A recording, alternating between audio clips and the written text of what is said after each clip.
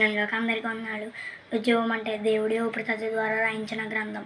అలాగే ఉద్యోగం అంటే ఆవేశం, కేకలు వేయడం అని భావిస్తున్నారు చాలామంది. ఉద్యోగం అంటే మనం ఉద్రేకపడి, ఆవేశపడి, కేకలు వేసి, చెమటలు కెక్కేయడం కాదు. ఉద్యోగం అంటే చచ్చిపోయిన సంఘం బ్రతికించడం. కీర్తన 85:6లో మమ్మును మరలా బ్రతికింపవా అని భక్తుడు ప్రార్థన చేస్తున్నాడు. అలాగే యేసురాజు రాకడ సమీపిస్తుంది. క్రీస్తు సంఘం కడుగట్టిన దీపంలా మినుకు మినుకుమంటుంది.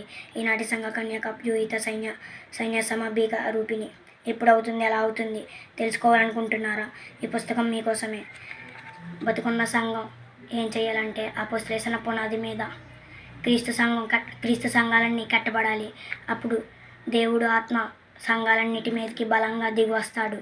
అప్పుడు దేవుడు చిత్తం సంఘాలన్నిటి మీద నెరవేరుతాడు. అప్పుడు ఈ భూమి మీద దేవుడు కార్యాలన్నీ నెరవేరుతాడు.